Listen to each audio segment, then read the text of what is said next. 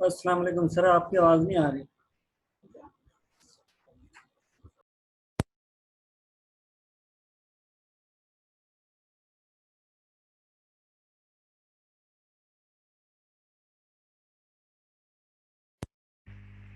Hello, अब आ रही बेटा?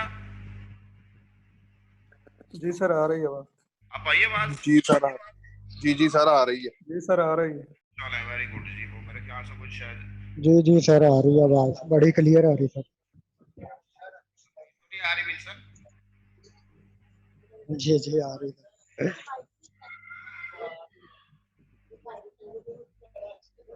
और सर कैसी तबीयत है आपकी सर? अल्हम्दुलिल्लाह। अब मैं आप लोगों को म्यूट करने लगा हूँ, हम लोग पढ़ते हैं। उसके बाद अगर क्वेश्चन वगैरह होगा तो फिर अनम्यूट कर दूंगा मैं आपको, ठीक है? ठीक है सर, जैसे आप करें। या फिर आप लोग खुद को म्यूट कर लें ताकि हम लोग शोर से बच सकें। ठीक है सर। चलें जी।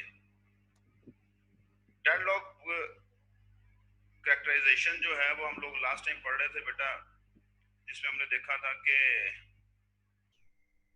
हमारे पास ये जो चार कंडीशंस हैं ये साइमल्टेनियसली अगर अगर कर जाती हैं तो फिर हमारे पास जो है जी डेडलॉक अकर हो जाता है, जिसमें म्यूचुअल एक्सक्लूजन है। म्यूचुअल एक्सक्लूजन का मैंने आप लोगों को बड़े सिंपल वे में बताया था कि जो नॉन शेयरेबल रिसोर्सेज होते हैं वहां पर हमारे पास फिर कोई म्यूचुअली एक्सक्लूजन नहीं होती। वहां पर फिर क्या है जी कि एक रिसोर्स को एक प्रोसेस ही एक वक्त में शेयर एक्सेस कर सकता है। तो जो रिमेनिंग हमारे पास प्रोसेसेस होंगे या रिमेनिंग टास्क होंगे वो वेट करेंगे उस रिसोर्स के लिए जब तक पहला प्रोसेस उसको फ्री नहीं कर देता। होल्ड एंड वेट में हमने देखा था, होल्ड एंड वेट को समझने के लिए बहुत इजी सी बात है। You are holding a resource and waiting for another one. ठीक है जी। और जिसके लिए आप वेट कर रहे हैं वो किसी और प्रोसेस के पास है, फ्री नहीं है, ये याद रखना है। जिस रिसोर्स के लिए आप वेट कर रहे हैं that resource is not free, not available. ठीक है, वो किसी और प्रोसेस के पास है। अगर वो फ्री है तो फिर तो आपका कोई वेट नहीं होगा, फिर तो वो आपको असाइन कर दिया जाएगा। फिर तो वो आपको असाइन कर दिया जाएगा और आप अपना काम कर लेंगे। That process is not available, so that's why you are holding a resource and waiting another one. ठीक है जी। No preemption, resources can not be preempted. So एक रिसोर्स जो है अगर वो एक टास्क को स्टार्ट करता है तो वो अपना टास्क पूरा करेगा, पूरा करने के बाद वो रिसोर्स जो है वो रिलीज किया जाता है। सर्कुलर वेट में हम लोगों ने डिटेल में देखा था कि if there are P N processes, so P0 जो है वो ऐसे रिसोर्स का वेट कर रहा है जो कि P1 के पास है, और एंड सो ऑन Pn जो है वो किसी ऐसे रिसोर्स का वेट कर रहा है जो कि P0 के पास है। तो there exist a circle, so that's why हम इसको कहते हैं जी सर्कुलर वेट है। नेक्स्ट, इसको अंडरस्टैंड करने के लिए, डेडलॉक को अंडरस्टैंड करने के लिए हमारे पास रिसोर्स एलोकेशन ग्राफ है, हमें उसको देखना पड़ता है। रिसोर्स एलोकेशन ग्राफ मींस के हम लोग ग्राफिकली देख लेते हैं, ग्राफिकली चेक करते हैं कि डेडलॉक कैसे अकर हो रहा है, कहाँ अकर हो रहा है, कहाँ अकर नहीं हो रहा। लेकिन ग्राफ से पहले हमें दो तीन चीजें अंडरस्टैंड करनी है कि there are multiple vertices. Multiple vertices से मुराद आप सेट कह लें, जैसा कि आपको ये नजर आ रहा है कि पी सेट है। P is a set of processes, P is a set of processes, P1 P2 and Pn। And हम लोग जानते हैं कि ये जो प्रोसेसेस हैं इनको टास्क भी बोला जाता है, तो टास्क भी बोला जा सकता है। यहाँ पर हमारे पास T1 T2 T3 सोन Tn भी हो सकते थे। एंड अनदर वर्ड इज जिसके अंदर हमारे पास रिसोर्सेज हैं, आर के नाम का एक हमारे पास सेट है, उसके अंदर हमारे पास रिसोर्सेज हैं R1 R2 सोन Rm तक, उसने हमारे पास जो है वो रिसोर्सेज रखे हुए हैं। ठीक है जी। तो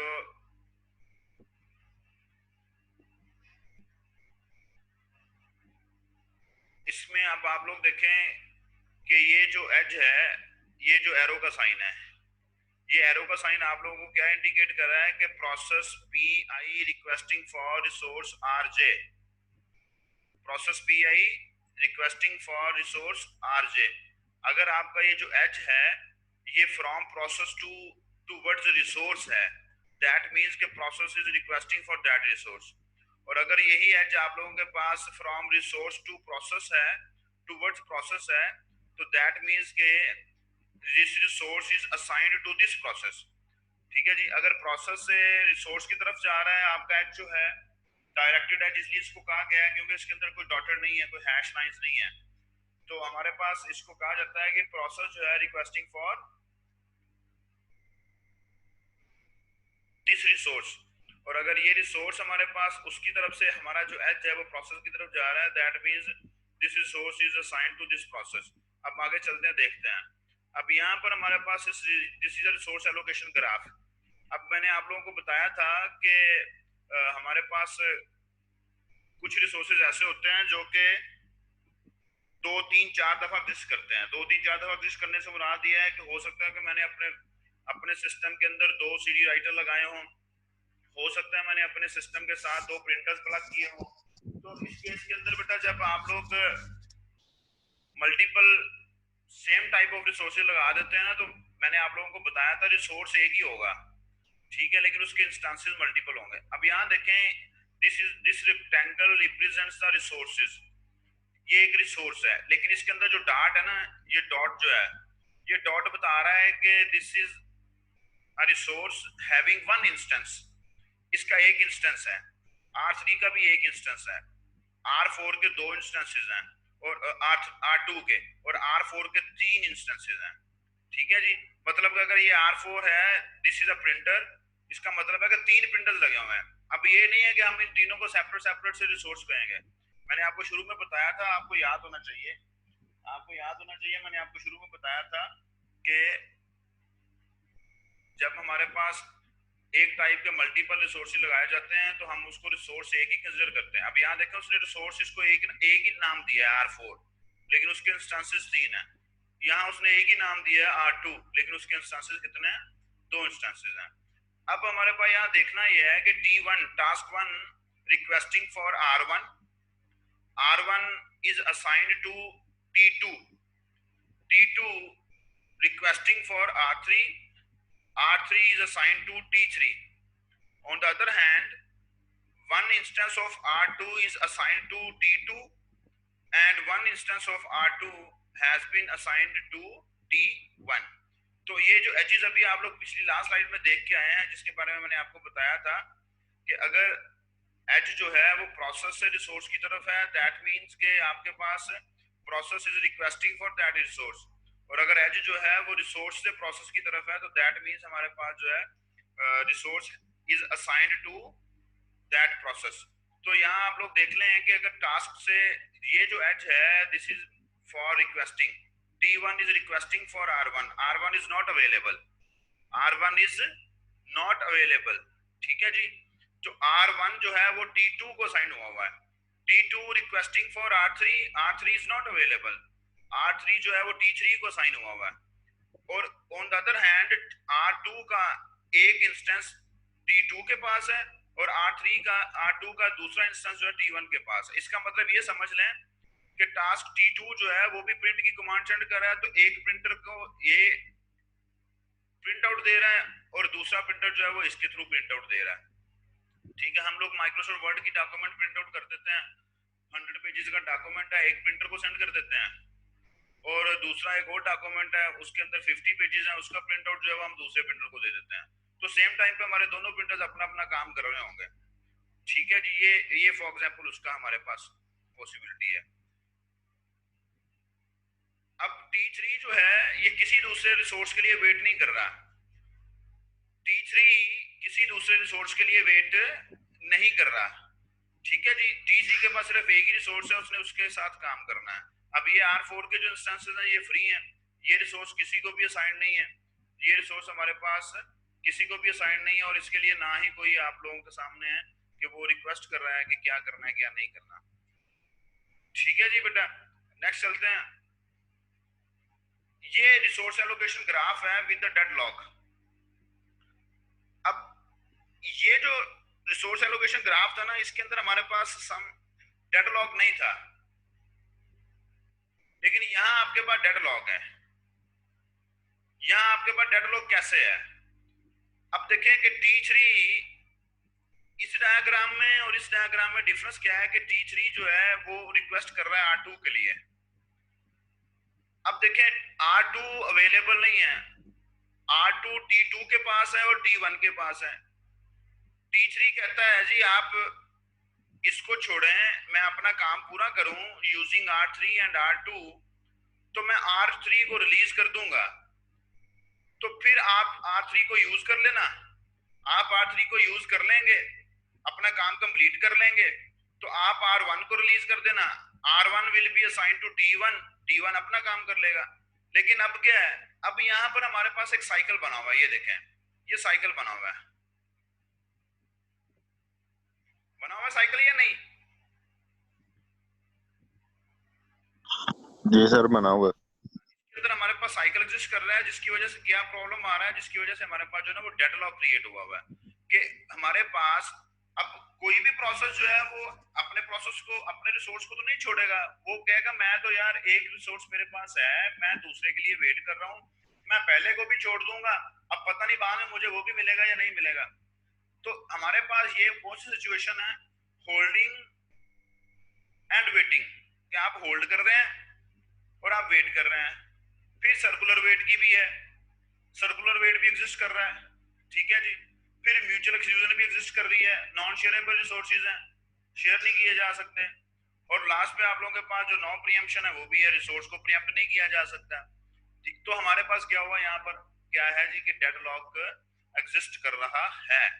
तो यहाँ पर समटाइम ऐसे भी हो सकता है कि डेडलॉक साइकिल एग्जिस्ट कर रहा होता है तो डेडलॉक अकर नहीं करता, वो भी आगे जाके हमारे पास एक एग्जांपल आएगी। लेकिन इन शॉर्ट आप लोग यहाँ देखें कि सब लोग आप लोग देख रहे हैं कि यहाँ पर हमारे पास एक डेडलॉक की सिचुएशन क्रिएट हुई है। कोई भी रिसोर्स जो है वो रिलीज नहीं हो रहा, जिसकी वजह से हमारे पास जो है सारे प्रोसेस अपने अपने वेट में बैठे हुए हैं। तो जब सारे प्रोसेस अपने अपने वेट में बैठे हुए हैं, किसी का काम भी एग्जीक्यूट नहीं हो रहा, किसी का काम भी कंप्लीट नहीं हो रहा, तो that means there occurs a deadlock. अब यहाँ देखें कि मैंने अभी थोड़ी देर पहले आपको बताया कि ग्राफ एक ग्राफ ऐसा आएगा, एक सिचुएशन ऐसी आएगी जहां पर साइकिल तो एग्जिस्ट करेगा लेकिन डेडलॉक नहीं करेगा, ठीक है। अब यहाँ देखें कि यहाँ आप लोगों के पास साइकिल है, साइकिल कौन सा है, ये साइकिल आप लोगों के पास, ठीक है। लेकिन यहाँ पर आपके पास जो है ना वो डेडलॉक नहीं है। डेडलॉक क्यों नहीं है कि T2 के पास एक ही रिसोर्स है R1, T2 अपना काम करके इसको खत्म करेगा, ठीक है। R1 जो है वो किसको साइन हो जाएगा, T1 को, T1 अपना काम करेगा, T4 जो है वो इसको रिलीज कर देगा, this instance will be assigned to T3, तो T1 अपना काम करेगा, T3 अपना काम करेगा। साइकिल तो एग्जिस्ट कर रहा है लेकिन डेडलॉक नहीं है। डेडलॉक एग्जिस्ट करता अगर यहाँ आप लोगों के पास एक रिसोर्स होता, ठीक है जी, और T4 जो है उस रिसोर्स के लिए रिक्वेस्ट कर रहा होता और वो रिसोर्स जो है वो T3 के पास होता, ठीक है। जस्ट लाइक अगर मैं यहाँ पर एनोटेट करूँ इसको कि मेरे पास एक रिसोर्स है, एक ही इंस्टेंस है उसका, ठीक है, या दो इंस्टेंस बना लेते हैं। एक इंस्टेंस जो है वो T2 के पास है, एक इंस्टेंस जो है वो T3 के पास है, और T4 जो है रिक्वेस्टिंग फॉर दिस वन,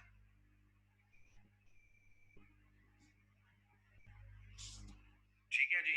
अब इस केस के अंदर हमारे पास क्या है कि ये इसको साइन है, ये इसको साइन है, ये अपना काम कर रहा है। इसके लिए भी आप लोग रिक्वेस्ट करते हैं यहाँ पर, अगर डेडलॉक क्रिएट करना है तो यहाँ से घुमा के एरो को यहाँ ले आए, तो हमारे पास एक जेन्युइन सा डेडलॉक जो है ना वो अगर हो जाएगा। अदरवाइज हमारे पास अगर इस डायग्राम को हम लोग देखें तो यहाँ पर हमारे पास साइकिल तो एग्जिस्ट कर रहा है लेकिन डेडलॉक एग्जिस्ट नहीं कर रहा। कोई क्वेश्चन है बेटा, यहाँ से पूछे, शाबाश।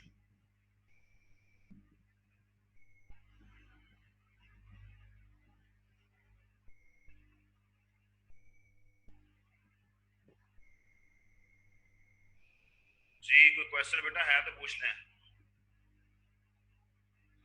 अब नेक्स्ट हमारे पास आना है कि ये डेडलॉक जो ओकर हो रहे हैं, डेडलॉक से बचा कैसे जाएगा, डेडलॉक से बचना कैसे है। डेडलॉक जो है उससे बचा कैसे जाएगा। लेकिन वो यहाँ पर इस स्लाइड के ऊपर वो आप लोगों को बेसिक फैक्ट्स बता रहा है। बेसिक फैक्ट्स बताने से मुराद क्या है जी कि अगर हमारे पास ग्राफ के अंदर कोई साइकिल नहीं है तो डेडलॉक भी अगर नहीं होगा, डेफिनेटली इस बात को हम भी अंडरस्टैंड करते हैं। फिर वो कह रहा है जी कि अगर हमारे पास ग्राफ के अंदर साइकिल है तो सम टाइम हमारे पास डेडलॉक अगर हो सकता है और सम टाइम डेडलॉक अगर नहीं हो सकता। जैसा कि उसने यहाँ लिखा हुआ है, इफ ओनली वन इंस्टेंस पर resource type then deadlock, if several instances per resource type possibility of deadlock. ठीक है, अब यहाँ पर हमारे पास जो है इसके अंदर अगर वो जो मैं बना रहा था तो अगर मैं उसको एरो पूरा कर देता, T2 से यहाँ ले आता और यहाँ मैं अपना वो इंस्टेंसेस के साथ ग्राफ पूरा कर देता, तो इसके अंदर क्या होना था, हमारे पास मल्टीपल इंस्टेंसेस तो हैं रिसोर्सेज के।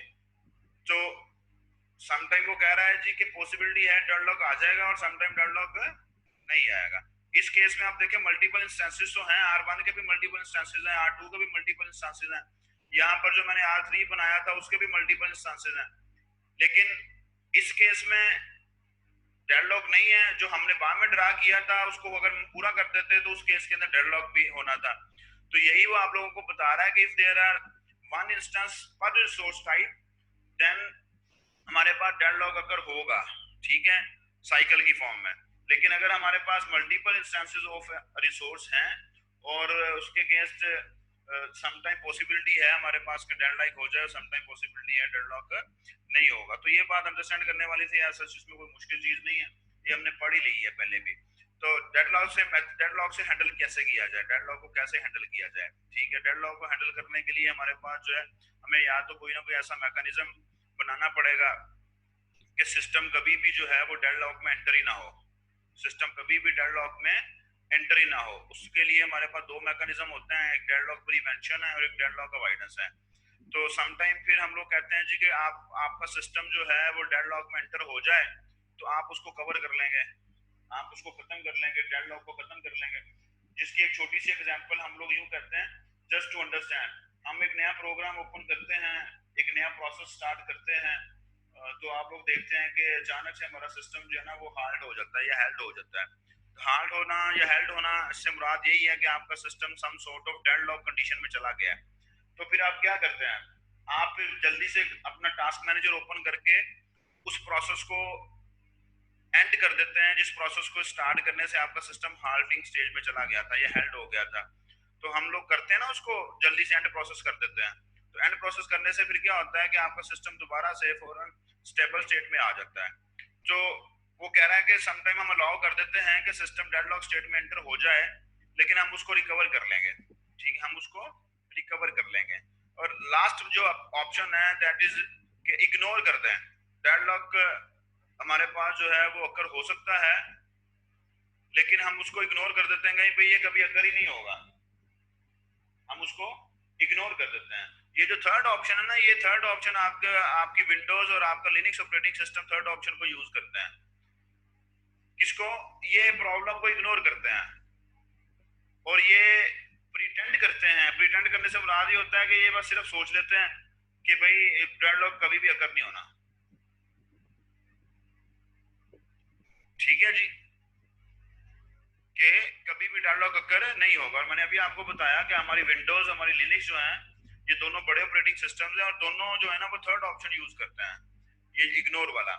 तो होता क्या है कि हमारे पास जो यूजर्स हैं, यूजर्स नहीं जो डेवलपर्स हैं, एप्लीकेशन प्रोग्रामर्स जो एप्लीकेशन डिजाइन करते हैं, उनको ख्याल रखना पड़ता है कि आप लोग जब एप्लीकेशन डिजाइन कर रहे हो तो आप लोग को ऐसा काम ना करें जिसकी वजह से आपके पास डेडलॉक ऑपरेटिंग सिस्टम के अंदर अकर हो जाए और ऑपरेटिंग सिस्टम भी प्रॉब्लम करे और आपकी एप्लीकेशन भी प्रॉब्लम करे। सो हमारे पास ये डिफरेंट मेथड्स हैं डेडलॉक को हैंडल करने के लिए। पहला तो ये है कि हम लोग कोशिश करेंगे कि आपका सिस्टम कभी भी डेडलॉक स्टेट में एंटर ही ना हो। ठीक है, और दूसरा फिर हम लोग कोशिश करते हैं कि अगर डेडलॉक के अंदर वो एंटर हो जाता है तो हम उसको रिकवर कर लेंगे। और थर्डली हम लोग उसको इग्नोर कर देते हैं। और मैंने आपको बताया ये जो हमारे ऑपरेटिंग सिस्टम्स हैं, विंडोज है, लिनक्स है, either both of these are the very major operating systems, very common operating system जो कि यूज किए जाते हैं। विंडोज जो है वो हमारे पास हम लोग यूज करते हैं, एक कन्वेंशन बन चुकी है। लेकिन बेटा लिनक्स जो है, मैंने आपको पहले शुरू में शायद बताया था या नहीं बताया था, Linux operating system enterprise level पे होता ही लिनक्स यूज है। लिनक्स ऑपरेटिंग सिस्टम ही हमारे पास एंटरप्राइज लेवल पे यूज, ये हमारे पास जितने भी सर्वर्स बनाए जाते हैं इनके बारे में कहा जाता है ये सारे के सारे लिनक्स ऑपरेटिंग सिस्टम में बनाए जाते हैं। आसान है, इसको यूज करना आसान है। आज से 10 साल पहले इसको यूज करना मुश्किल था लिनक्स ऑपरेटिंग सिस्टम को, लेकिन आजकल हमारे पास ये बहुत ज्यादा इजी है, ये विंडो से भी ज्यादा इजी है और सिक्योर बहुत है। लिनक्स ऑपरेटिंग सिस्टम सिक्योर बहुत है। सिक्योर क्यों है?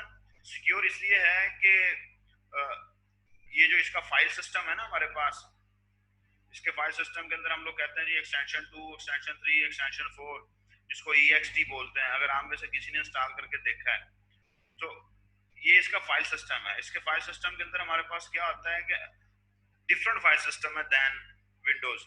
अब लोग कम अंडरस्टैंड करते हैं इसके फाइल सिस्टम को, लिनक्स के फाइल सिस्टम को, जिसकी वजह से फिर क्या होता है, जिसकी वजह से फिर वायरस कम बनता है, अप्रोक्सीमेटली बनता ही नहीं है।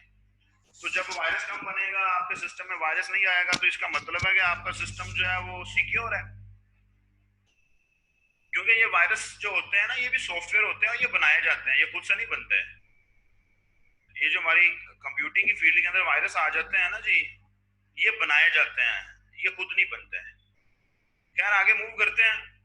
Deadlock prevention. अब कोशिश क्या की जाएगी प्रिवेंट करने के लिए? डेडलॉक प्रिवेंशन में कोशिश ये की जाएगी कि ये जो 4 कंडीशंस अगर हो रही थी ना,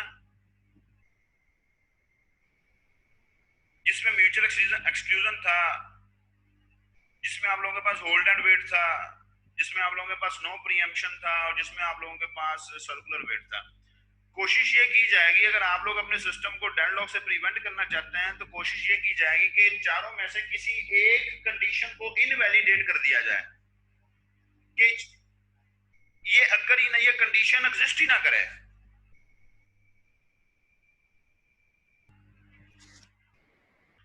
अब राणा अली हमजा खान, कुछ वायरसेस ऐसे होते हैं कि आपके सिस्टम का सारा रिकॉर्ड जो है ना,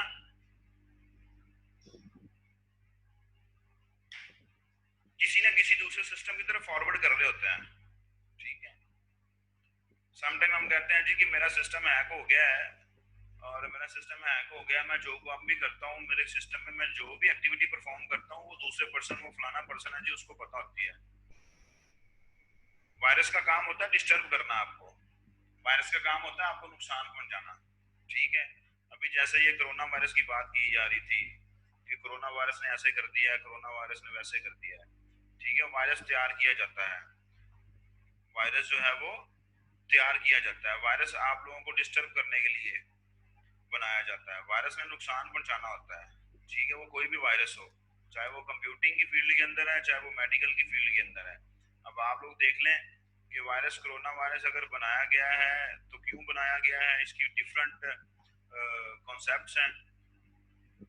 वो कहीं मौका मिला तो आप लोगों के साथ डिस्कस करेंगे डिफरेंट इसकी चीजें कि ये क्या है क्या नहीं है। खैर वापस आ जाए अपने टॉपिक की तरफ। तो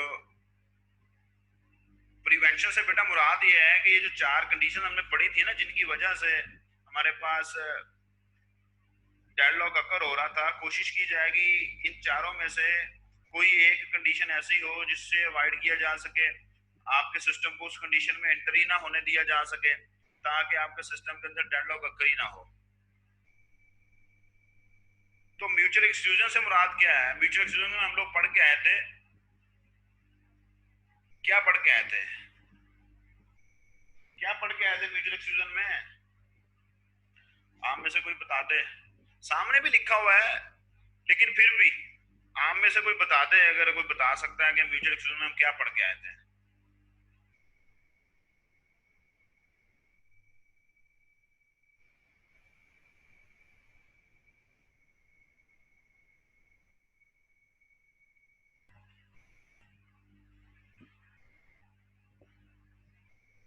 बता दें, सब लोग सो रहे हैं, आपको जगाने के लिए तो मैंने आपसे पूछा है।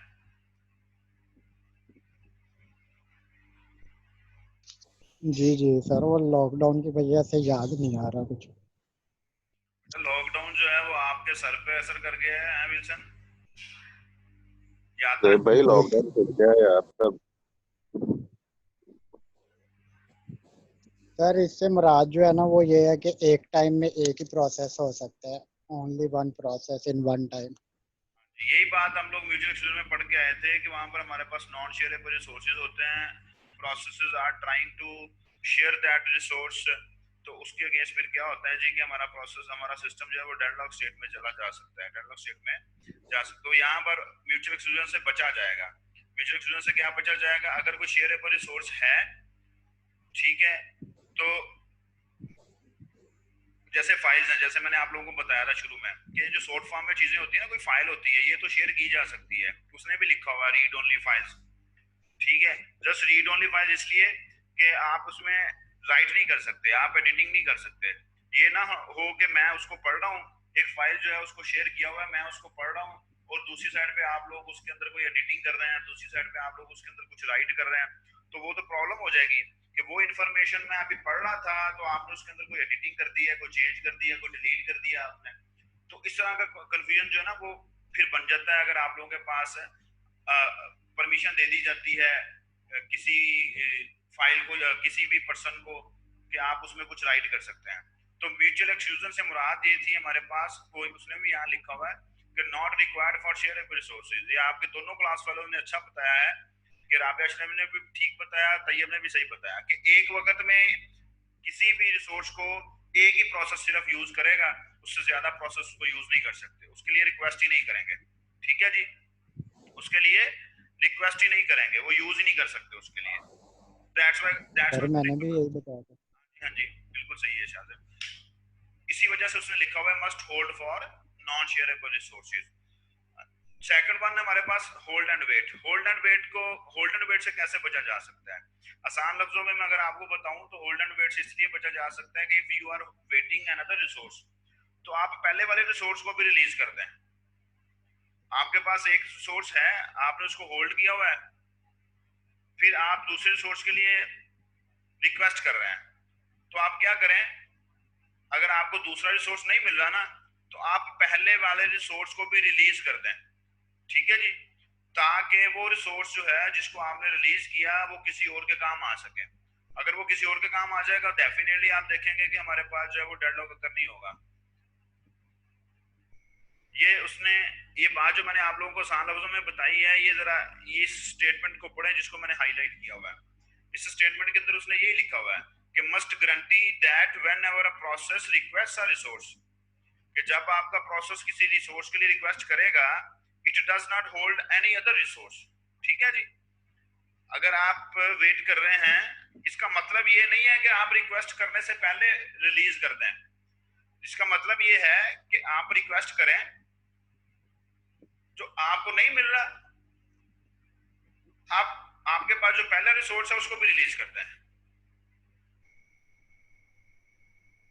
ठीक है जी।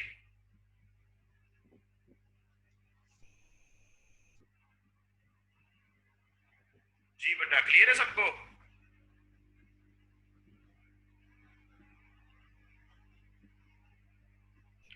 तो जब तक सारे रिसोर्सेज आपके प्रोसेस को नहीं मिल जाएंगे, तब तक आप अपनी एग्जीक्यूशन स्टार्ट नहीं करेंगे, ठीक है। या तो आप लोग ऐसा करें, आप प्रोसेसेस के लिए, रिसोर्सेज के लिए रिक्वेस्ट कर दें जब आपके पास कोई भी रिसोर्स नहीं है।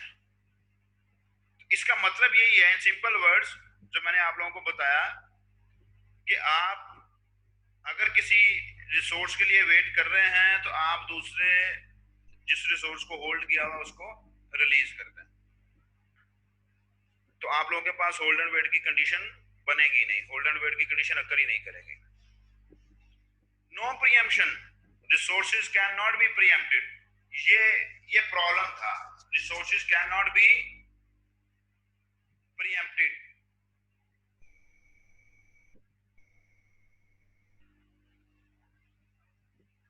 ये होल्ड एंड वेट वाली जो आप लोगों के पास बात है ना, उसको थोड़ा सा उसने एक्सटेंड किया है नो प्रीएम्पशन के अंदर, कि आपके पास कुछ रिसोर्सेज हैं, आप किसी और रिसोर्सेज के लिए रिक्वेस्ट कर रहे हैं,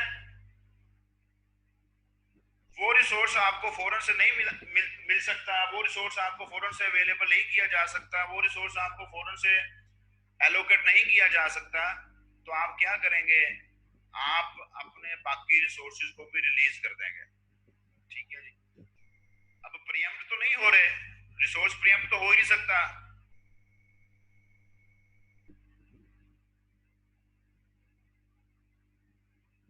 ठीक है,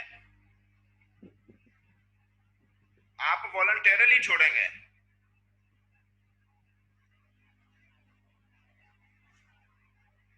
तो जब आप लोग रिसोर्सेज को रिलीज कर देंगे, वो रिसोर्सेज जो हैं दूसरे प्रोसेसेस को एलोकेट कर दिए जाएंगे, और वो जो दूसरे प्रोसेसेस हैं जिनको वो रिसोर्सेज एलोकेट किए जाएंगे, वो अपना काम कंप्लीट कर लेंगे। जब वो अपना काम कंप्लीट कर लेंगे, काम रुकेगा नहीं। इसका मतलब है कि डेडलॉक की कंडीशन अगर नहीं होगी। मींस के यहाँ पर प्रिवेंशन के अंदर मैंने आपको शुरू में बताया कि हमारी कोशिश क्या है। हमारी कोशिश ये है कि हमने ये जो कंडीशंस हैं चार, mutual exclusion, hold and wait, no preemption and circular wait, कोशिश करनी है कि आपका सिस्टम जो है वो इन चार कंडीशंस में एंटर ना हो सके, क्योंकि ये चारों कंडीशन जब साइमल्टेनियसली अकर करती हैं तो हमारे पास डेडलॉक अकर हो जाता है। म्यूचुअल एक्सक्लूजन से बचना है, होल्ड एंड वेट से बचना है, नो प्रीएम्प्शन से बचना है। तो अब यहां पर रिसोर्सेज प्रीएम्प्ट नहीं हो रहे, प्रोसेसेस प्रीएम्प्ट होते हैं।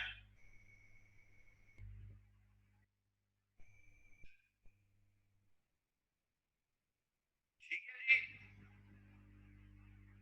जो लास्ट पॉइंट है ना, नो प्रीएम्प्शन वाला लास्ट पॉइंट, इसको जरा पढ़ें। आवाज आ रही है मेरी सबको? सर आवाज आ रही पर ना सही तरह से नहीं आ रही, बहुत अटक अटक के आ रही है। वो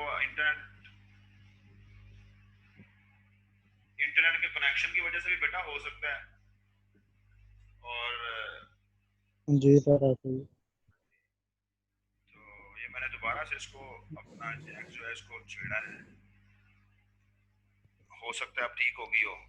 जी हो गया ठीक आवाज? सर एक्चुअली जब आप कहते हैं ना आवाज ठीक हो गई है तो तब ठीक आ रही होती है, उसके बाद खराब हो जाती है। नहीं वो असल में सर वो यहाँ पे ठीक आ रही है, जिसका इंटरनेट कनेक्शन वीक है उसको भी प्रॉब्लम होती है। आपकी तरफ से ठीक है?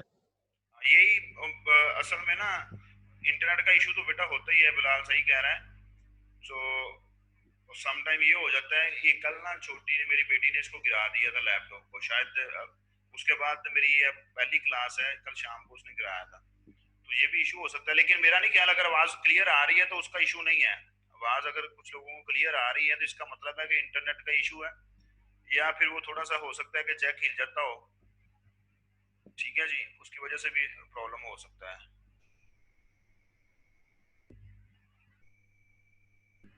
जी फैसल, आवाज तो फिर ठीक है। अगर आवाज ठीक आ रही है तो समझ क्यों नहीं आ रही है आपको कि मैं क्या कह रहा हूँ?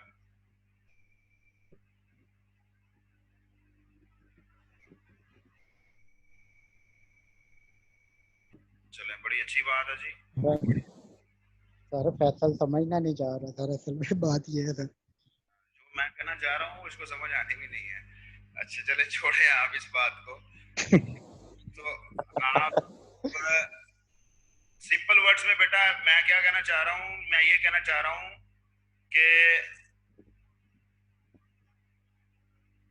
मैं ये बेटा कहना चाह रहा हूँ कि ना आप लोगों ने, ये मीन्स के हम लोग अगर डेडलॉक से प्रिवेंट करने जा रहे हैं, इसका मतलब ये है कि ये जो चार कंडीशंस थी ना जिनकी वजह से डेडलॉक अकर हो रहा था, तो प्रिवेंशन से मुराद यही है कि हम लोग अपने सिस्टम को प्रिवेंट करेंगे, अपने सिस्टम की हिफाजत करेंगे कि वो इन चार कंडीशंस में जा ही ना सके। तो मींस कि हमने इन चारों कंडीशन में से किसी एक को भी अगर इनवैलिडेट कर लिया ना, हमने उसको इन चारों कंडीशन में से किसी एक कंडीशन को भी अकर होने से बचा लिया, तो हमारा सिस्टम जो है ना वो डेडलॉक से बच जाएगा। ठीक है फैसल? अगर इन चार कंडीशन में से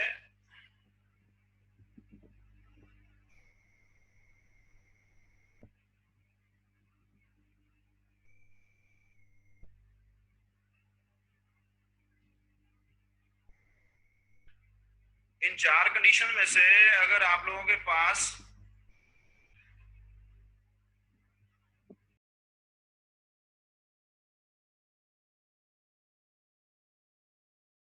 यार मेरा जी इन चार कंडीशन में से अगर हम लोग किसी एक कंडीशन को भी बचा सकते हैं अकर होने से, तो इसका मतलब ये है कि हम लोग अपने सिस्टम को डेडलॉक से बचा सकते हैं। वो जो चार कंडीशन थी जिसके अंदर म्यूचुअल एक्सक्लूजन था, जिसके अंदर हमारे पास होल्ड एंड वेट है, जिसके अंदर हमारे पास नो प्रीएम्पशन है, जिसमें हमारे पास सर्कुलर वेट है। तो म्यूचुअल एक्सक्लूजन से उसने कहा जी कि this is just for non shareable resources. वो क्या है कि सिर्फ एक प्रोसेस उस रिसोर्स को यूज करेगा, मल्टीपल प्रोसेस उसको यूज ही नहीं कर सकते। ठीक है, ये हमने रिस्ट्रिक्शन लगा दी है कि मल्टीपल प्रोसेस उसको यूज ही नहीं कर सकते। अगर उस रिसोर्स को आप लोगों ने किसी एक प्रोसेस ने यूज किया हुआ है या उसको होल्ड किया हुआ है, उसको यूज कर रहा है, तो कोई दूसरा प्रोसेस जो है वो उसको यूज नहीं कर पाएगा। सेकेंडली हमारे पास होल्ड एंड वेट था, उसको हमने आसान लफ्जों में कहा जी कि if you are holding a resource